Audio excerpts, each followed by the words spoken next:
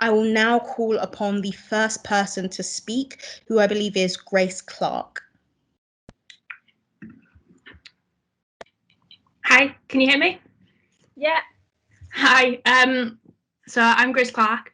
I'm a first year multimedia journalism student at Salford, obviously, and basically my experience with it has been that I moved into hostel residence in September. I moved in on the 14th, and by the 21st of September I had COVID. I'd been in less than a week. I'd been following the guidelines, being responsible, but I was suddenly living with 5 other people from across the country. There was no testing. There was the university didn't really know what to do. The accommodation company didn't know what to do. And also at the time, there was so much misinformation about how long you isolated for, you know, if your symptoms changed, how you isolated. And so that led to like lots of friction in my flat because nobody understood what was happening. Obviously at the same time, I mean, I wasn't on my own. There was hundreds of students just at Salford that tested positive. And Manchester Met and the University of Manchester like went into complete lockdown on the flat. I ended up having to pay for a private test at the time because at that point there was no tests in Salford, home testing kits, and the accommodation company definitely didn't handle it well. They told me that if I tried to leave to get a test, I had a car, and I said, you know, I can go to a drive-in test. They said, if you try to leave your flat, we'll call the police, we'll chuck you off your course, and we'll chuck you off campus. So I'd been away from home less than a week at that point. It put massive strain on my family and on my mental health. Been, you know, suddenly in quarantine. I didn't expect it at all.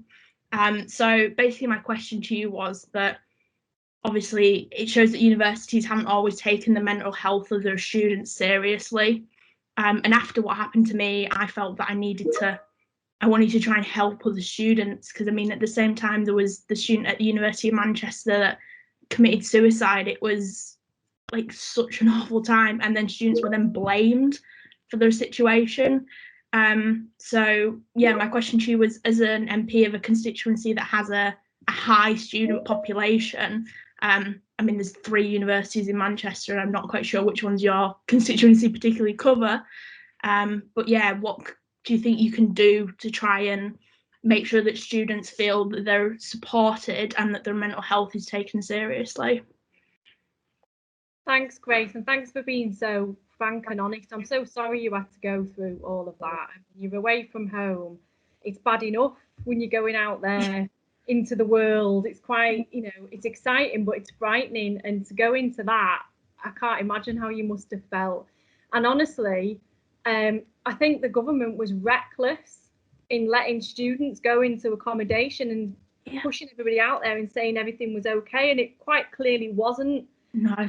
We've got some of the worst pandemic management in the world, in my view, and I worry that it's not going to get any better anytime soon. I mean, we don't know what's happening with universities in detail yet, other than I think you're waiting till after Easter, but they're pushing schools to reopen on the 8th of March at a time when we're on a knife edge when it comes to transmission. I mean, I've watched the news. I've got just Salford University in my constituency, but I saw what was happening in Manchester with the fences around student accommodation, and I think everybody was horrified that people could be treated like that, and that you were essentially prisoners, and it was very difficult for everyone. And it's something that myself and other colleagues in university cities have been raising with the government regularly, and we hope that will never happen again. But I think there is a broader issue, as you say, about mental health support, and the government needs to step up and provide huge levels of student support generally, but needs to ring fence a large portion of the mental health support to make sure that those students who've been through this, because even being at home and isolating is going to have a profound effect on a student's mental health when you're not interacting with your peers, you're not able to go into university. But those that have been through something like yourself, Grace, might need some direct support. You should be able to access that easily. So it's something that I'll definitely take up. Yeah, that's great. Thank you. And I think it brings it to the point of the thing with easing the fees. I think students who got caught up in all of this, because just the month before we'd had our grades like completely up in the air. And I went to a further education college that had their grades brought down by like 40%, I think the statistic was. And so it was just such a stressful time for students. And I think if you can't argue that we deserve some compensation for anything, it's for the effect this has had on our mental health. Definitely. So thank you. Thanks, Grace. Thank you for sharing, Grace. The next person who has something to say, I believe, is Thomas Lieber. Hello. Hi. So I'm on the master's course. It's production management for TV, film and digital. So being on a course that is related to television production, our course has been affected like most others that require a practical element and industry relationships in order to really progress past the qualification. Now, while Salford has been working within guidelines, so aren't wholly responsible for the impact on this, much the same as the TV and film industry aren't responsible for being unable to operate for a proportion of the past year. The fact that the cost implications for the students are the same but receiving less demonstrates a huge lack of value for money, like you said earlier.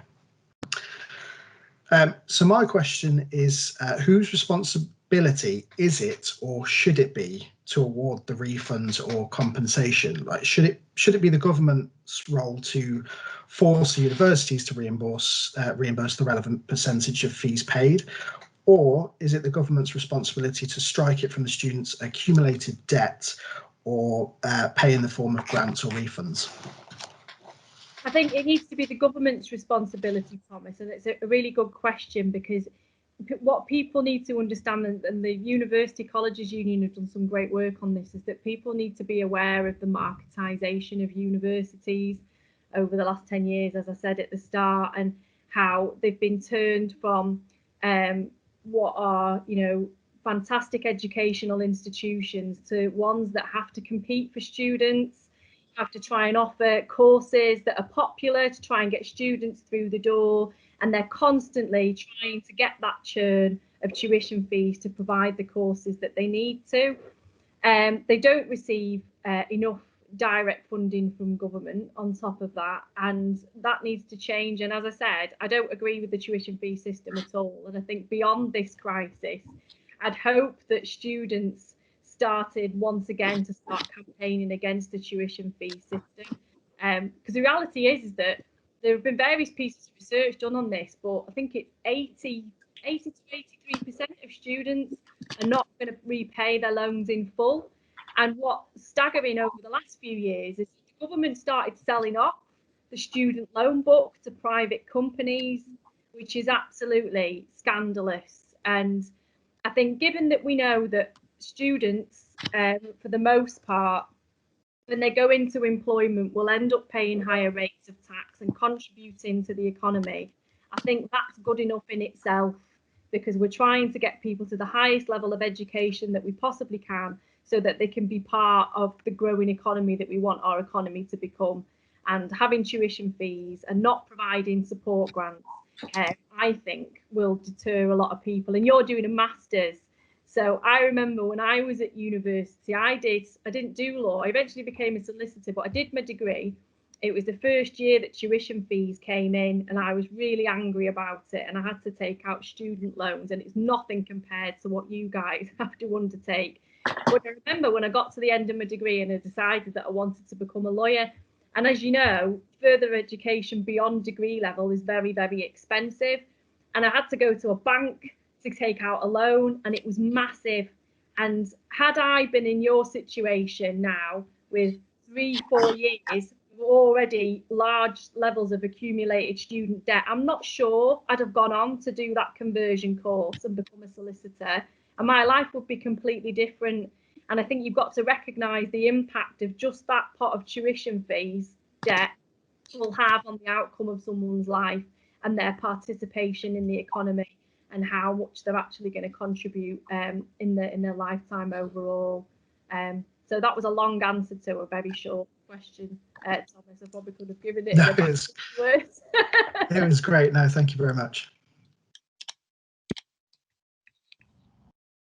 Thank you, Thomas. Our next person is Siddhant. I believe it's Siddhant Kushal. Hi, good evening. Thank you for giving me an opportunity to ask a question. I'm a postgraduate student in here, master's, doing MSc in data science. My question is, like, students come from abroad to get education in the hopes that they'll gain an experience which they can cherish for the rest of their lives. With this hope only, I came to Manchester for my master's in data science to have a wonderful learning experience. But soon I realized that it's going to be harder than I could even imagine. And that the very first hurdle was the education fee I was paying. It's almost double than what a residential student is paying, and I'm unable to understand that why it should be like that. There are overhead expenses that an international student has to meet and a residential student does not, such as lodging, food, and travel. This makes this education even more costlier. To add to that, I'm not even able to take leverage of the facilities included in my education fees.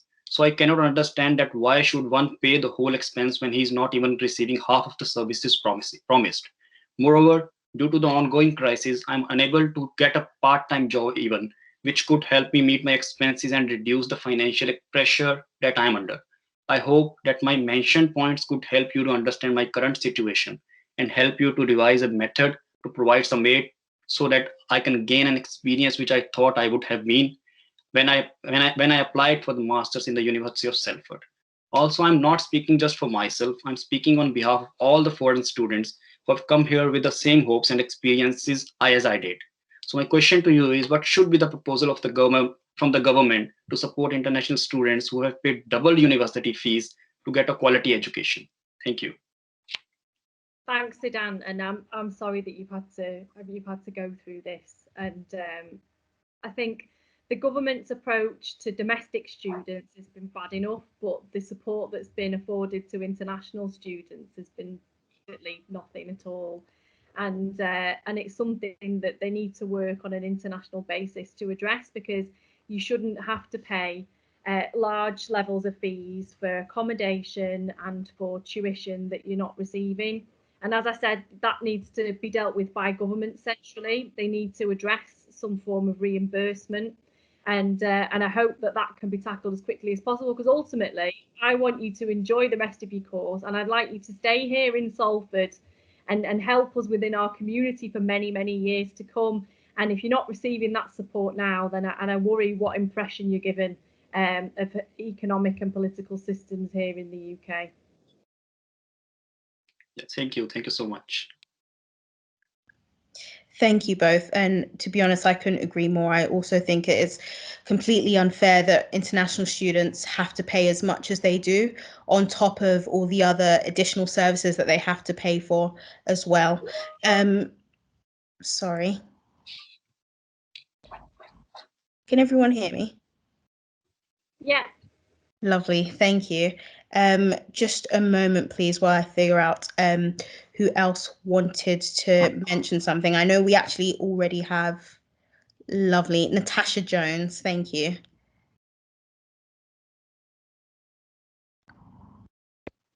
Hi, can you hear me? Yeah. So I'm a second year student midwife, and in obviously we do 50% placement a year, but because first year midwives were took off in the first lockdown, we were took off for 6 months, so that extra we have to make that time up over the next 2 years. So we're actually working more than 50% of the year and having less contact time with teaching. And obviously we've not actually been in face-to-face learning or any clinical skills sessions in university since February last year in 2020. The NMC won't change the requirements for nurses and midwives. They've kind of just set it as a standard what it was before. Obviously we have to pay fees now, whereas previously student nurses and midwives didn't have to pay any tuition fees, and they didn't have to get maintenance loans because they got bursaries. We've got the grant now, but there's a big difference between obviously a working wage and £5,000. If you've got a house, children or anything to run, it's impossible to not take out any loans. You need them student loans. So a bit about my own experience. I went back out so I had 6 months off because we were told to. We didn't have a choice of whether to go back in or not. And then in September, I'd completed a risk assessment. They allowed me back onto placement. I did about 8 weeks of placement. And then I raised a point that I didn't feel safe. A lot of staff were contracting COVID, and I shielded in the first lockdown for 3 months, which dramatically, because I've got a rare condition that affects like 1 in 10,000 people. So they wasn't sure how my condition would react to the virus. So I had to shield for 3 months. I wasn't allowed to leave my house at all, not even to go for a walk. And then to suddenly be back in the hospitals was such a shock to my system, and a shock to my mental health as well, because I was really health anxious. So I raised it to my tutor, and they looked at my risk assessment again and pulled me from placement. So I've not been out now since November time, but I still have to complete my hours, which means that at the end of my 3-year degree, if I've not completed my hours, I will still work for free for the NHS for the rest of however long I've got to complete, because I have a minimum hours that I have to complete and a minimum births that I have to attend. So for me, there was just that unanswered questions that nobody was able to answer. And obviously it's really difficult for student midwives and nurses to be learning from home when it's such a practical job, and a practical, even face-to-face learning and at home learning is so completely different. So it's raised a lot of another thing that happened to me was I actually got diagnosed with severe ADHD in lockdown, which I've never struggled with my learning before, but because of the learning difficulties that at home learning presented me with, I had to go for an assessment, and I got diagnosed with severe ADHD and autistic traits, which is why I'm so scatty-brained at the minute trying to form trying to explain what happened. But so there's a lot of people that I'm sure are in my position that will be really struggling from home and not realizing why, and then that contributes to poor mental health as well. So my question to you was actually, what's your opinions on bringing in tuition fees for nurses, bringing in fees at all for nurses and midwives, and what do you think can be put in place to minimise the strains and the stress for anybody on an NHS placement, really, where they're required to do that placement to qualify? Well, thanks so much, Natasha, and I'm sorry that you've had to go. It's been a long year, so I'm sorry it was a long spiel. No, it was really good, and it was really articulate, so don't do yourself down. I mean, you know a lot about this. I mean, I'm not an expert on the placement scheme, but what I have read about is the inflexibility of it. There's been a lot of discussion, as I understand, about how in trying to find ways to help nursing students qualify on time as planned, but that's going to be very difficult. And I think the professional regulator had said that institutions needed to be flexible with the situation where many students might have to defer or extend, but with that becomes there's an issue of economic support then beyond that, because you can't carry on indefinitely on very little money. And then we come into the question of nursing overall and how much nurses are paid and the support that you should have been provided with to do your course in the first place. And this crisis, I think, it's shown us how important nurses are, and it's shown us how acute the nursing shortage is. And a few years ago, the government got rid of the nursing bursary. We saw numbers plummet. Everybody knew it was going to happen. Then, there was talk of it coming back again, but not to the levels that it was before. And then you've got pay issue as well. I mean, I think nurses, on average, you can correct me if I'm wrong, I think a newly qualified nurse gets around £24,000 a year. With the levels of stress that you're under, the extra hours that you're expected to work, and as we know, nursing's not one of those vocations where you go home and you clock off and forget about it. Most nurses I know end up doing longer than their hours because that's why they're a nurse. They want to help people and they want to look after people. But we hear horrifying stories of nurses who are strung out, they're having to go off work with stress. We also hear horrifying stories of nurses who are having to go to food banks. I think there was an ITV News report into nurses where they said that over a third of nurses have had to skip meals to feed their families. And that's no way to encourage people like yourself to carry on in training, for new people to come along and take on nursing courses and to deal with the nursing crisis. And then the point that you made, I think, was an important one about feeling safe when you were doing your placements, because I had a meeting with the Royal College of Nursing not so long ago, and they highlighted just that, and they said, look, you know, we've got all these student nurses that need to come and do placements, but there aren't enough qualified nurses to support them on the wards, so they're being left sometimes to problem solve and deal with things on their own, and that's not nurse training. That's throwing you into the deep end. So there's a whole range of things there that the government needs to address. And first of all, it's providing financial support for people like yourself to undertake training. Secondly, it's about looking at reasonable ways of being flexible with the time that you've missed on your placement so that you don't have to spend another year or 2 years in placement training, because we don't know how long the pandemic is going to last for. We've seen a little bit of light at the end of the tunnel, but it's still on a knife edge at the moment. And then the last thing is about making sure that we keep nurses, they're not burnt out, and that we pay them properly. And it's something that I've been working on in the background, and I'll certainly take up the issues that you've raised with me, Natasha. I think just to mention as well, because I forgot to say, nurses and midwives, first years weren't allowed, but second years and third years were paid in the first pandemic. They got given the option. And when we raised this as second years going back out, we were told that it was because they had to pay them to include them in the numbers, because death in service, you're not entitled to as a student when it comes to COVID. So then when we said, well, we're expected to care for COVID positive women unless we've got a health reason stopping us. But then we weren't given the confirmation that if we were to contract COVID and die as a result, our family would get any support. We wasn't entitled to death in service, but it was trust specific. So if your trust wanted you to care for that COVID positive woman, you had no choice.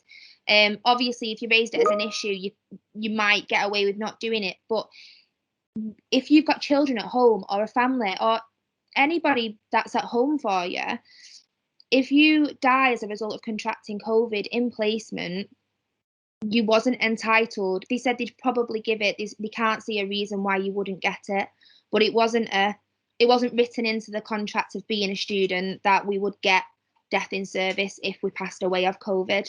So that's why they brought into paying student nurses and midwives to allow them to work through the pandemic, because they needed the numbers because of the amount of staff that are off sick, and we were just getting treated as HCAs.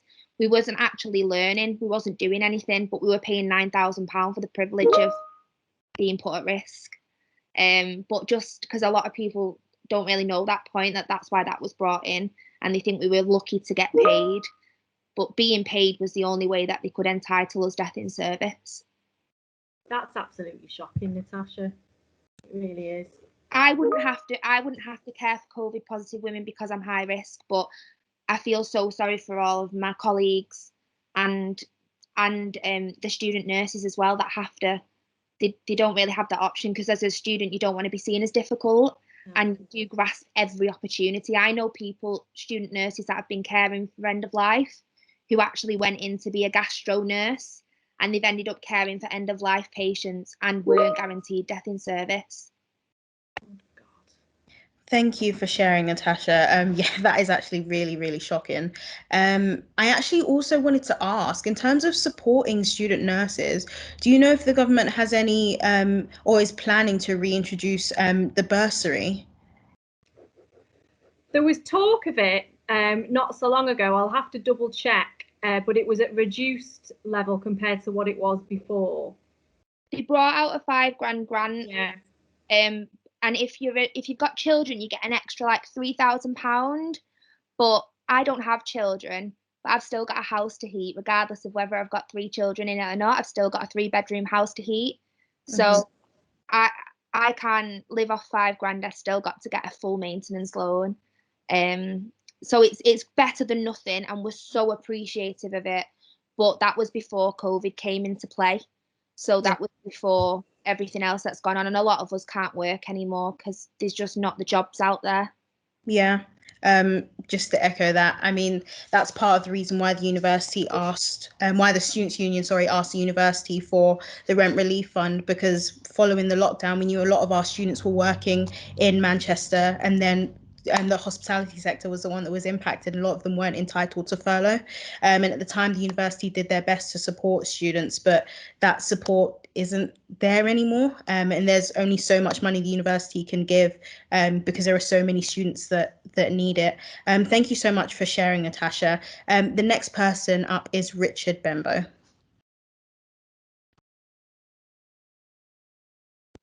Hello, I've unmuted myself.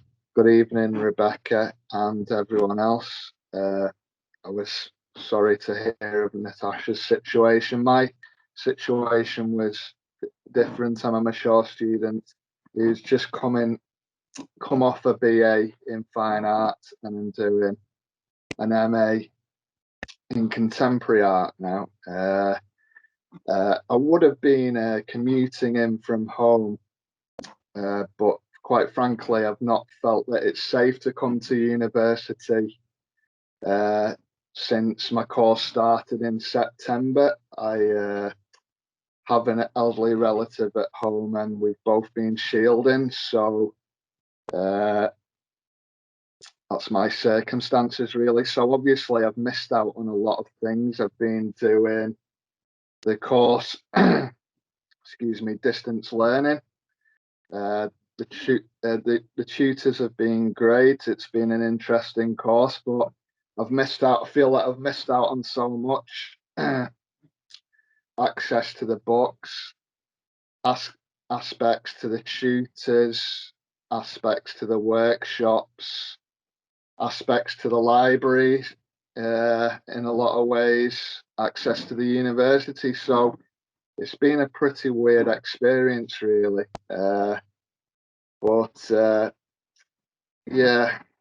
So my question is,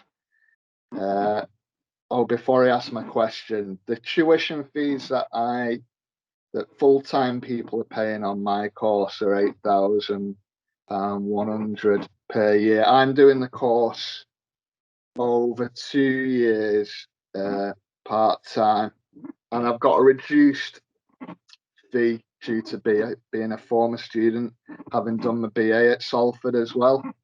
So I pay £4,752 over the 2 years. Rebecca, do you think that I'm getting value for money for the fees that I pay? Well, I can't imagine how difficult it is. You know, was it an MA in fine art, you said? MA in contemporary art, yeah. Art remotely. And I know, you know, you spoke about your tutors, and I think they've been moving heaven and earth to try and support pupils when they've been at home. But the problem with all of this is that, one, you know, there's no comparison to on-site learning and being able to interact in person, particularly if you're doing a very practical subject. And then the second point is that if the government hadn't been as reckless as they had done from the outset, then universities could have been moved online, and they could have looked at ways to support people who are at home more, instead of having this patchy stop-start and people like yourself at home, other students within university settings.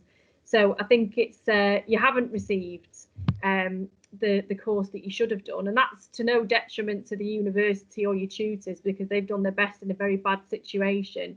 But the government should be looking at reimbursing you for the time and the support that you've lost out on at no fault of your own, because you've been at home and you've had to shield to protect yourself and your loved one from a deadly virus. The only concerns I have, obviously, a lot of universities are on the knees at the moment financially. I believe Salford has overspent over the years, and we need our institutions to build people up to become who they are, you know, to become the best they can. So while we all deserve some kind of rebate, I just don't see it happening, to be honest with you. I actually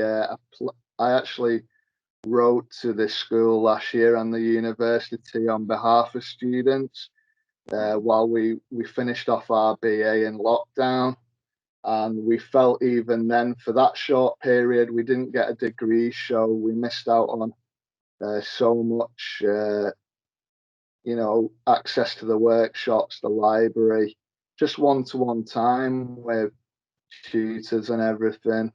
I think a lot of people really suffered. I was lucky in the sense that my practice is as a painter, so I was able to carry on doing that from home. But some people were really impacted, those that did textiles on a big scale or did printing. They didn't have access to the workshop, or sculptors, they didn't have access to the workshops. We didn't have access to our studios.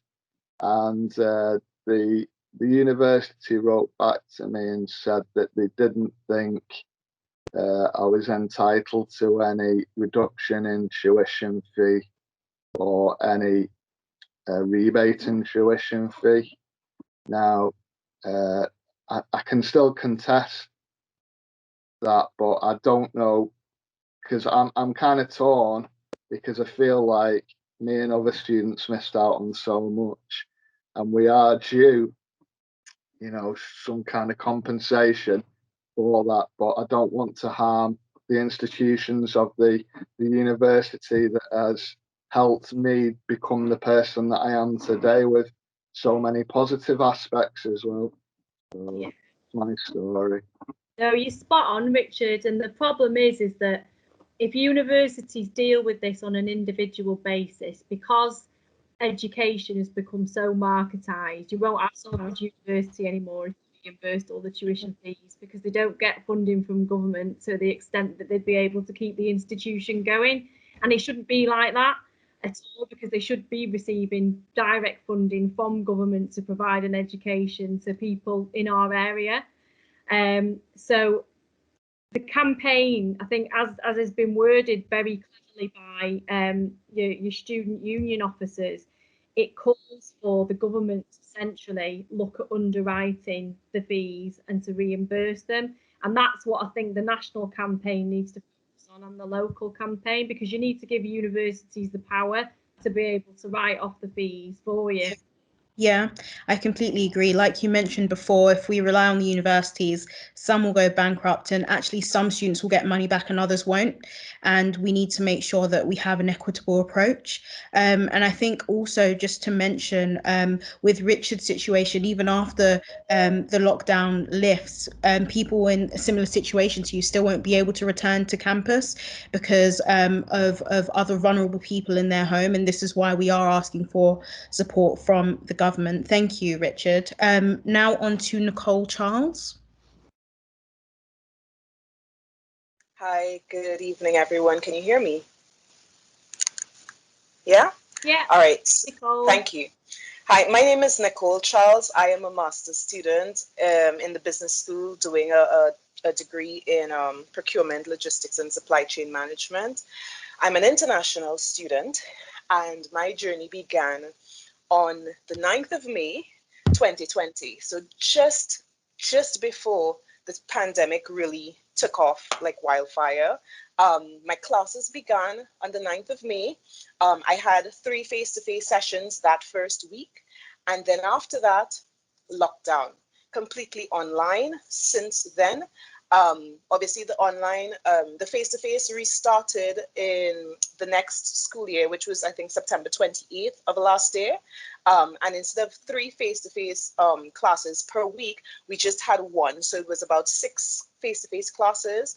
So I would say that in total, my entire master's program, I literally had 9 face-to-face sessions, right?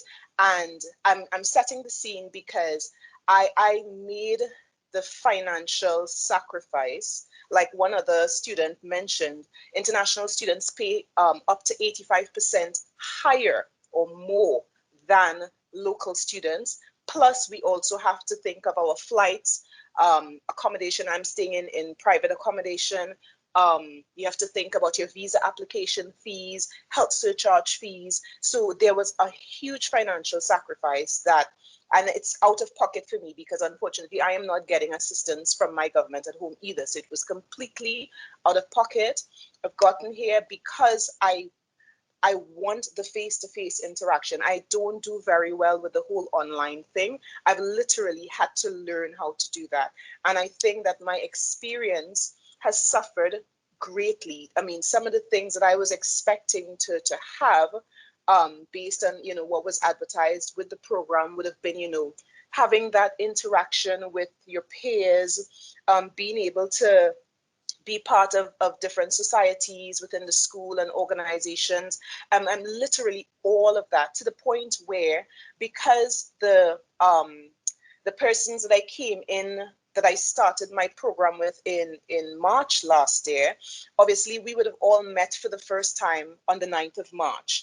And you know how it is, you just start a new class, you're seeing all these strange faces. So everybody's a little bit hesitant even to introduce their names. So in my entire year, I only know 3 persons, the names of 3 persons. And the only reason why I know that is because one of the modules required a group session. Outside of that, I literally had zilch, access to anybody within Salford University. And while I must admit I am a very introvert person, so me being in lockdown, this is my time. I feel pretty comfortable with it. What really the school experience, that I was looking for, that interaction, I got none of it. And I feel so disappointed, like I did not get the experience that I paid for. And then to top it all off, obviously part of the degree program was your ICP portion.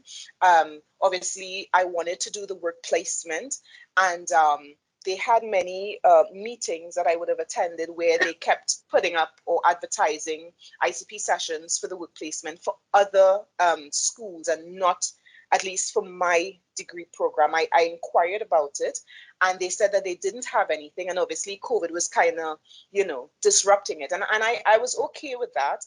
But what I was not okay with was, initially the interaction was very one-sided. I was trying to reach out and I was not getting any responses from the school. And then eventually, when I did get a response from the head of the module for ICP, the person told me, well, what you can do is reach out to businesses yourself. And I was like, that is a great idea, except for the fact that as an international student who has been basically isolating for almost 8 months out of the year, I don't know anybody. I don't know any businesses to reach out to, 1. And then 2, the person also said, well, you can also go back home and do the ICP. And when he said that, it made me feel so disappointed, because I almost felt as if, does he not understand that it's the entire globe that is suffering with this whole COVID experience? And since April of 2020 in my country, our borders have been tightly shut. So even if I wanted to go back home, there are no flights to get me there, and my country would not accept me because the borders are closed. So how am I doing that? And to have the head of the ICP, module say that to me, it made me feel as if is it that it's very cavalier, like, if don't you realize that the students are actually affected by this as well, and it's not just the university or the administration, and it's not just the UK, it's the entire world. That statement, more than anything, really, really, it really affected me. It really did. And because of that, I was really disappointed, and I really wanted to share my experience, because while I hear, like the other guy that spoke before me, Robert, he was saying, that, the schools are really suffering, because I don't know the intricacies of who would be responsible for, thinking about the reimbursements and what's not. But I do think that this is something that the government should really get behind, even if it's just to give us back a portion of it. When you think about the financial burdens for those of the local students who have to take out loans, and then for us as international students who, I'm still stuck here, and I'm stuck here because, again, I cannot get a flight back home, and my borders are actually still shut. My lease is actually up this month. I'm supposed to be exiting this apartment on the 13th of March, but I cannot, because I'm still working on a dissertation, which is the most painful experience ever, but that's another story. And the fact that I have nowhere else to go. So whereas I would have, saved enough money for X amount of time for this process, I am now going over the XX amount of money that I would have saved up for this process because of COVID. So that's been my experience, and I just want to thank, the organizers, everybody who has, like, really behind students to get our experiences, and really on, wanting for the school and or for the government to really consider this, because I think it means, and I don't have to do this by myself, because I was planning to make an official complaint to the school, and I think I could rethink that now, because I think the student union is really doing a very, very good job to highlight this on behalf of students. I don't feel as if it's just myself. So thank you very much. Oh, thanks, Nicole. And I don't know if you've been watching the news with all the to-do about the NHS contracts and the PPE contracts being handed out to Matt Hancock's friends. They won't get away with that on your watch if you was in charge of procurement, would they? But no, they would not. Jokes aside, the first thing that I'd say, and this is something that struck me when I spoke to Sidon as well, I don't think people understand that when you go to university and you're away from home, it's very lonely, even if you're a domestic student. But if you're an international student and you can't go home, and you haven't been able to throughout this whole pandemic because borders have been shut, it must have a profound effect on you. It's bad enough being stuck in the house, but knowing that you can't go home is even worse. So my heart goes out to you, Nicole. And on the point that you made about reimbursement of fees, I just make the same point that I've made already. I think there's a real case to get reimbursement of fees and accommodation expenses if you've not been in your accommodation. And I think that, I hope that this campaign and myself will be able to help other campaigns across the country to pressure the government into doing something about it. And on the issue of international students, universities rely on international students coming to pay their fees to keep them afloat. And if we're not welcoming international students, and we're not making them feel secure, and we're not making their experience as good as it can be, I worry about the future under the current educational system, the way it's been financed at the moment. Wow. Yeah, I cannot fault definitely the lecturers, because I think obviously they as well are in the same boat as us. Many of them, when we went strictly online, they were actually struggling a little bit with the software and all of that kind of stuff. And I think they did a really top of the line job. They tried their best. They were always available to answer questions and stuff. But I know that because most of the persons who signed up for the face-to-face session, they really felt particularly out of place in that whole online sort of a thing. And so you found that even though the lecturers did an excellent job, there was little to no interaction because unfortunately we didn't know each other. Do you understand? We literally did not know anybody in, you know, the group that came in March. And just, you know, one more thing, I think at the end of December, British Airways contacted me about my return flight, and they canceled it. And then they rebooked it and then sent it back to me and said, you know, to look at it. And if it is you're happy with it, let us know. And when I looked at it, I realized that they weren't even taking me back to my country. They were dropping me in another country, you know. And I was like, well, why? I mean, that's not where you picked me up. I mean, if I really had to leave and to go back home because I'm hoping that my borders are open, you're going to put me in a completely different country with no, you know, no monies for hotel, nothing. I can't stay there. So I might as well just stay in Salford and, you know, hope for the best. That you know what I mean? Bad. You shouldn't ever leave. That is very bad. Anyway, that's like the unwritten rule. Once you're in Salford, you never leave.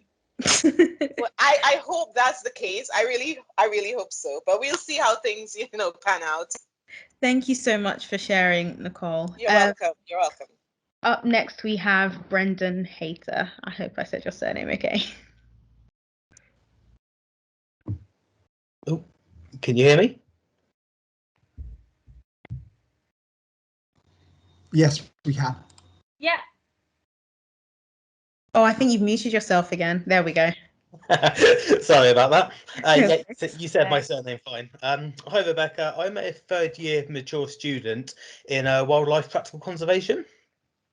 I think a lot of, and for what it's worth, I'm a paid-up Labour member for 15 years now. I think a lot of my issues have been related to the communication of everything. University students have kind of been pushed down the list in terms of the announcements and daily briefings.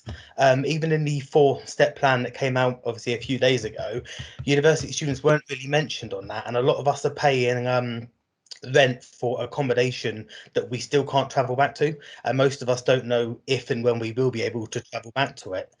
There's people that may pay sort of 6 months rent and legally not be allowed to travel back to their accommodation. And then coming with that is the physical spaces of the university as well. I know a lot of people that are struggling with no access to libraries and private study spaces. One of my friends personally is working, trying to study from home with a younger brother and younger sister doing schoolwork. Both their parents are working from home, and it's not a great environment for her to be doing a dissertation in, because she should be in her own home with her own desk. And I think there's a real issue with not being told when we'll be allowed to go back. But that wasn't actually my question. That was just a side tangent. One of my main issues has been the accessibility of field trips. My course in particular, we should have had sort of 3 field trips per year, which haven't happened for obvious reasons. That's a big cost the university is saving in not sending us on those field trips. And I would like the university to provide some assurances that that money has gone directly back into our education, because the first years of my course should have week-long trips. The second year should have week-long trips. The third years should have a trip to Costa Rica. There's some big expenditures there the university haven't had to spend, and I think I'd like some kind of commitment that the money that's been saved directly from that has gone straight back into the education for that course. And also, on a side note to that, and this is my actual question, sorry, I've led it away. Has the government given any consideration to the fact that there'll be thousands of students like myself graduating in about 3 months with major gaps in their skill set? Because the field trips in my course are designed, I said I'm doing a practical conservation course, they are designed for practical work. So as far as I'm concerned, every student that's left my course in the years before me will be more qualified for a job than I will be, because they have done work that I won't have done, and that's an opportunity we're not going to get back to catch up on that practical work. I was wondering if the government's given any consideration towards towards the job seeking challenges that are inevitably going to arise from this? Thank you. Thanks, Brendan. And doing wildlife conservation, we've never needed you more than we need you now. I was in a conversation with someone earlier today about the climate and ecological emergency bill and what needs to happen over here in the UK and internationally if we're going to be able to tackle climate change and the environment emergency.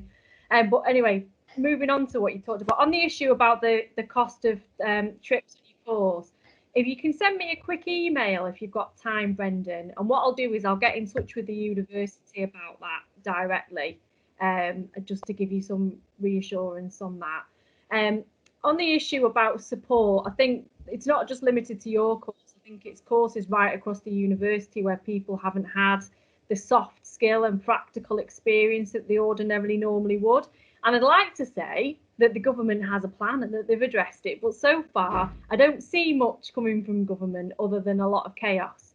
So it's something that I'll certainly raise. I know the UCU, the University College Union, and the National Education Union and a few other education unions have been asking for this roadmap and a package of wider support to be provided to students and pupils. And I think we need to see that as quickly as possible because you're going out into a very difficult jobs market at the worst possible time, in very strange times. And I think you need all the help that you can get at the moment. Okay, thank you for that. Thank you. Thank you so much for that, Brendan. Yeah, just to follow up on that, I also just wanted to say that there is a risk as well between the crisis of confidence among graduates and employers if there is a perception that there is a skills gap between our graduates this year and last year because of the pandemic, especially as you mentioned, the job market is smaller than ever. And I just worry how that will impact future graduates and their employability prospects as well. So I guess ensuring that the government can provide confidence in organisations that, you know, that skills gap isn't there, or doing something to ensure that there is a top up for students when they enter the market. Up next, I think we have Anne-Marie Morris.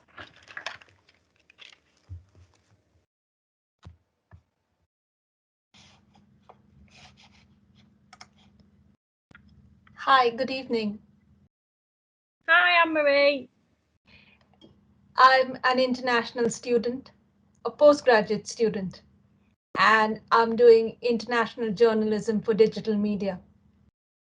And I'm a mom with 2 children, and I've basically just been with 7 of my classmates from September onwards. We've had no interaction with anybody else in the university. And maybe we could have deferred and gone back. I'm from India. But I didn't have the option because I had 2 young children, and traveling in a situation like this is absolutely nothing a mother would do. And so we've stayed, just like everybody's mentioned, no work experience. I want to work as an international journalist in the UK, but I've got 0 experience. Where do I start? And it's been so difficult because you're homeschooling 2 children. You're trying to do lectures at the same time. It's quite a laugh when you've got Goldilocks and the 3 Bears and you're trying to do international journalism. So you're listening to somebody from the New York Times and you're listening to Goldilocks at the same time. It's quite an experience. And like everybody else, yes, everybody's got their own financial pressures, but in my case, all our investments are gone. My husband's had to quit his job in order to stay here so that I could do my course at the University of Salford. Both of us have had no jobs since September, and running a home with 2 children on absolutely no income is quite constraining. You've got to make sacrifices. And at the moment, there's no work experience or no part-time jobs that any one of us could take. So definitely the university has done a lot for us. But like now the funds that we have been offered, I can't avail of because I don't qualify for them. So yes, we pay £15,000 for fees alone. And with a family, we've nearly like £60,000 totally. So we definitely, yes, we've had a good experience at the university. I'm not saying we've got nothing out of the year we've had, but it would have been an absolutely different situation without COVID-19. So definitely to attract more international students in the years to come, the government definitely has to step up and say, yes, we care for our international community and do something about it.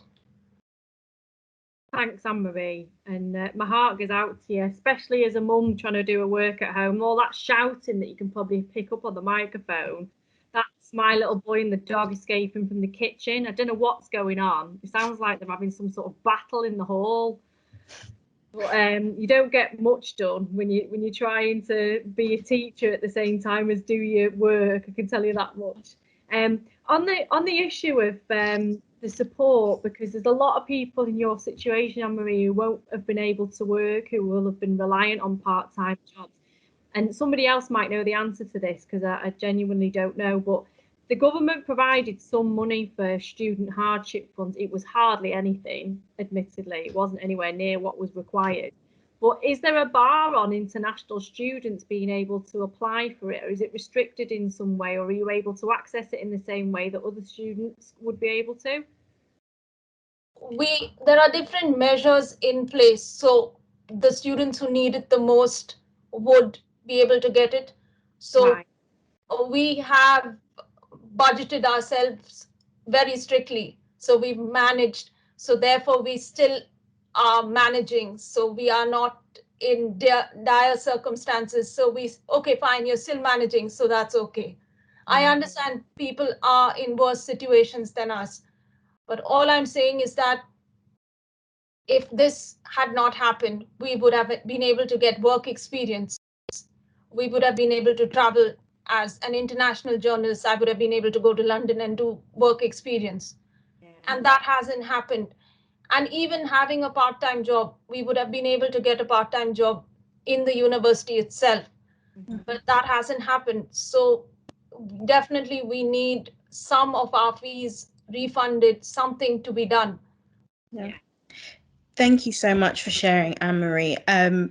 Just while we're on the topic as well, the university does have a Salford support fund for home students and an international support fund as well on the Ask Us website. So for those of you who do need financial support, please go to the Student Hub and go to Ask Us, and they should be able to help.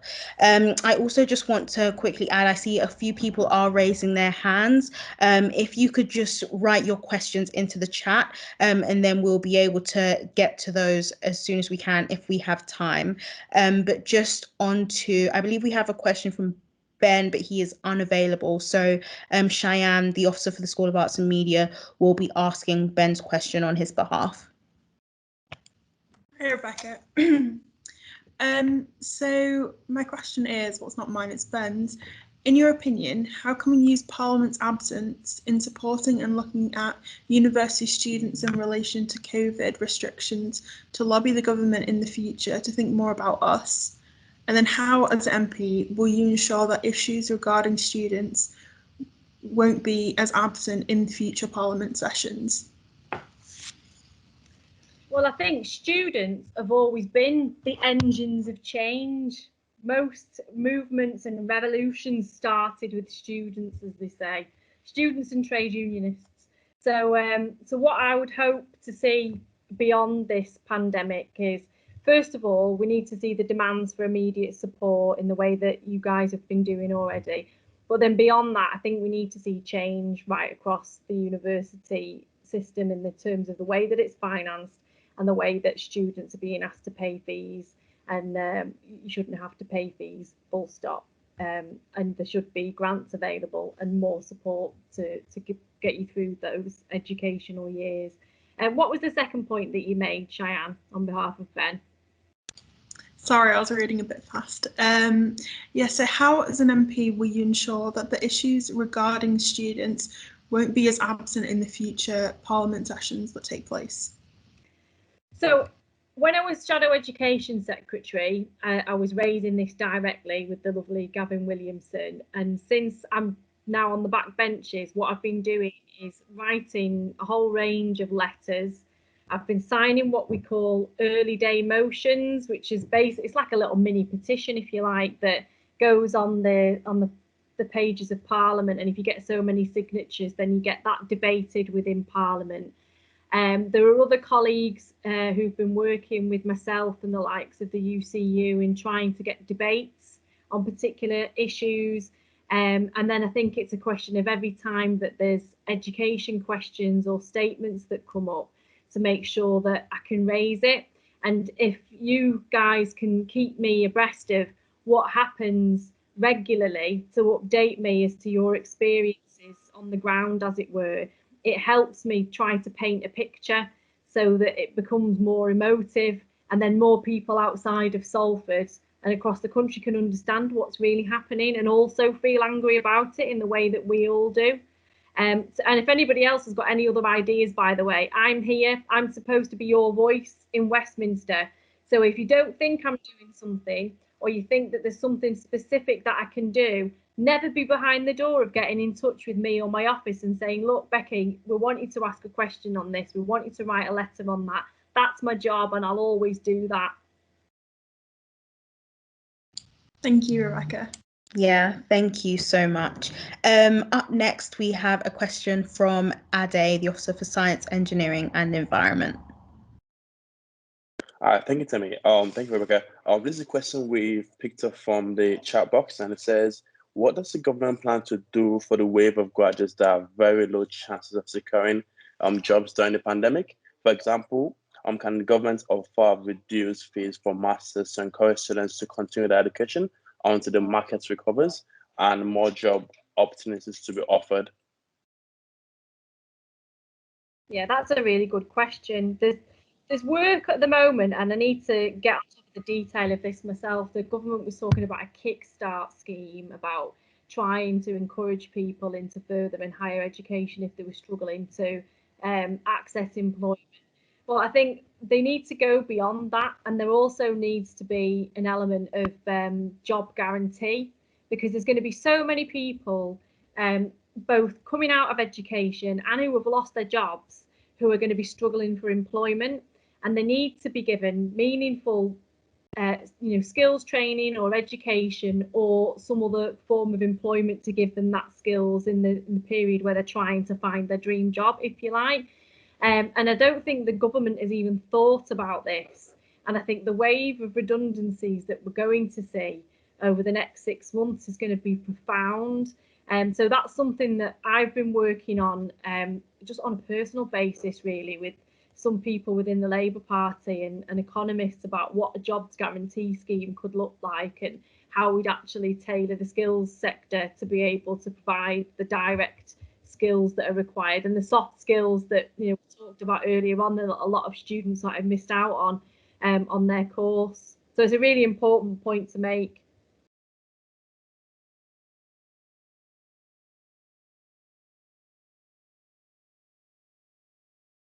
Thank you.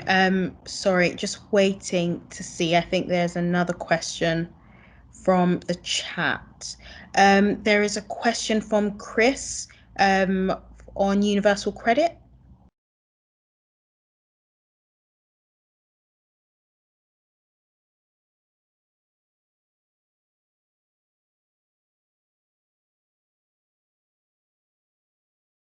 Oh, sorry.